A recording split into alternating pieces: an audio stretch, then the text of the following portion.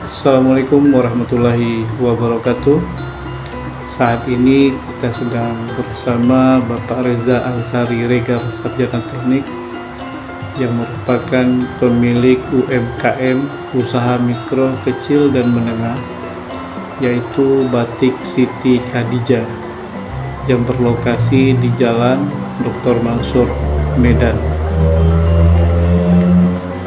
Adapun tujuan kita berada di tempat ini bersama Ibu Eli Kusuma sebagai utusan dari Sekolah SMK Negeri 2 Sinabang dalam rangka kegiatan magang guru pada bidang mata pelajaran PKK Produk Kreatif dan Kewirausahaan Sabtu 26 Oktober 2024. Pada kesempatan itu, Bapak Reza selaku owner Batik Siti Khadijah mengatakan beliau telah menjalankan usaha produk tersebut sejak tahun 2018 sampai dengan sekarang.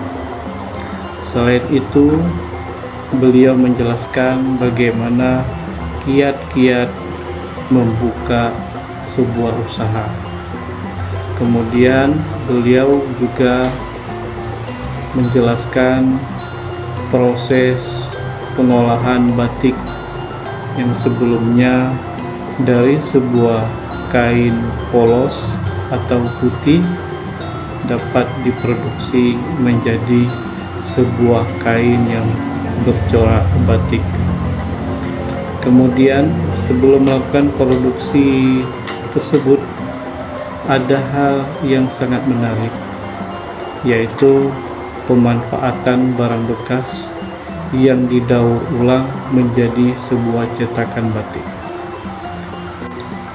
Adapun langkah-langkah yang harus dikerjakan untuk proses sebuah pembuatan kain batik adalah terlebih dahulu mempersiapkan cetakan atau mal yang telah didaur ulang dari bahan bekas.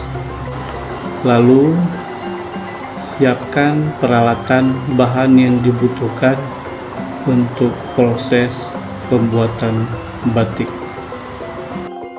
Kemudian langkah pertama adalah panaskan lilin pada wajan. Lalu cetakan batik dicelupkan pada lilin yang telah dipanaskan. Setelah itu tempelkan cetakan batik pada kain putih atau polos yang telah disiapkan dan lakukan terus-menerus seperti itu sesuai dengan tempahan yang diinginkan.